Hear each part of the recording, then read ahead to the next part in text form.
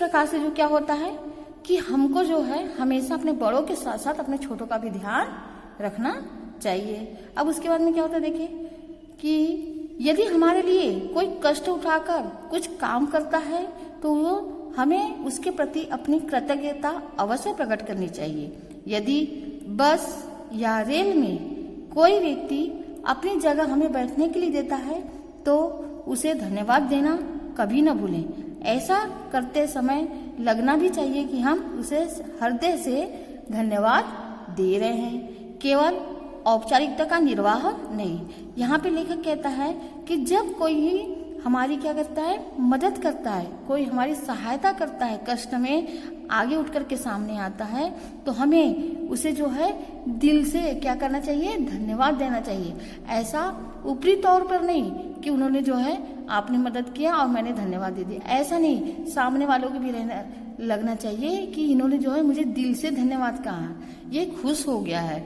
इसलिए जो है यदि हम कभी बस या रेल में सफर करते हैं, कहीं आते जाते हैं तो हमको अगर किसी ने बैठने के लिए जगह दे दी तो हमें उन्हें धन्यवाद कहना चाहिए, स्नेहपूर्वक धन्यवाद देना चाहिए और आभार व्यक्त करते हुए, क्योंकि जो है इस प्रकार का व्यवहार ही क्या कहलाता है, विनम्रता कहलाता है। अगर हम ऊपर ही ऊपर उन्हें बोल दें और उन्हें ऐसा लगे कि नहीं ये दिल से हमें धन्यवाद नहीं देता तो उन्हें खुशी नहीं मिलेगी। अब उसके आगे देखते हैं, देखिए यदि कभी यह अनुभव हुआ कि जिसके प्रति हम विनीत हैं वह हमारी उपेक्षा कर रहा है अथवा हमारी विनम्रता को हमारी कमजोरी समझ रहा है तो अपने स्वाभिमान की रक्षा करते हुए उसे उसकी चेष्टा के प्रति सजग अवश्य करें।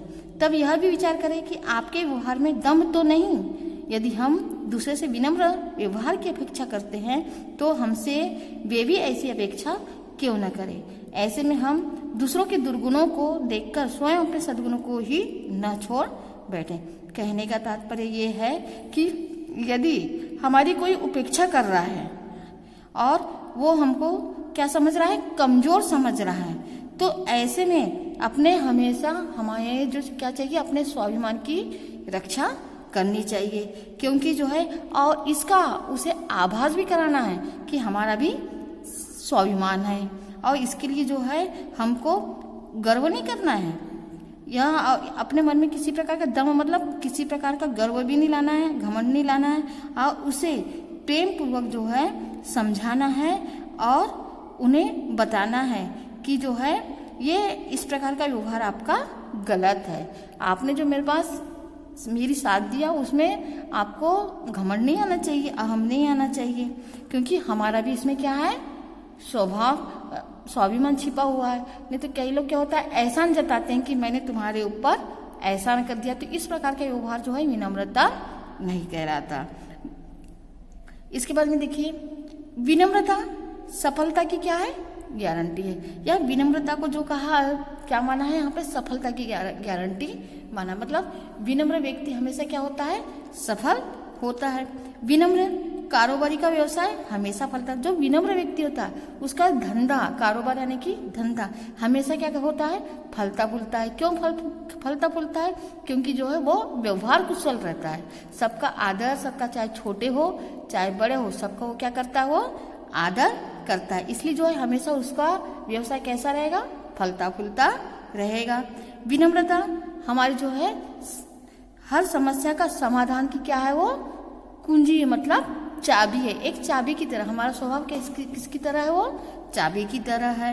जिस समाधान को आवेश से भरा व्यक्ति नहीं ढूंढ पाता उसे विनम्र सहज ही तलाश लेता है। कहने का तात्पर्य है कि जो व्यक्ति आवेश में, क्रोध में नहीं कर पाता वो एक विनम्रता के द्वारा, अपने स्वभाव के द्वारा जो है वो व्यक्ति ढूंढ लेता है, खोज कर लेता है। अब इसके बाद में देखिए, जैसे नदियों से कितना भी पानी समुद्र में क्यों न आ जाए, लेकिन समुद्र में बाढ़ आते देखी है कभी।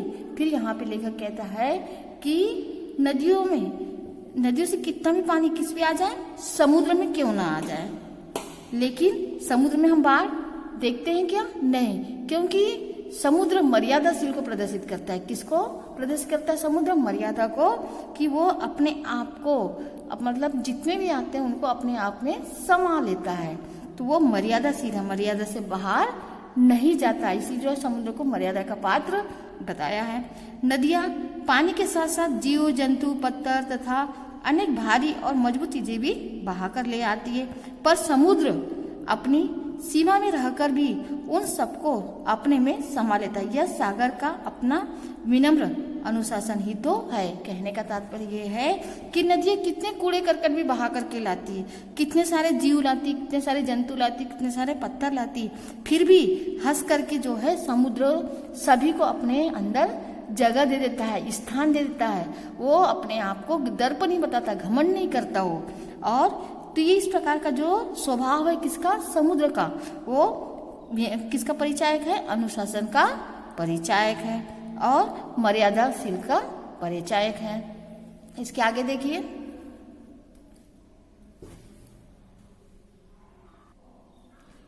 इसके बाद में देखिए और पानी तो जीवन है।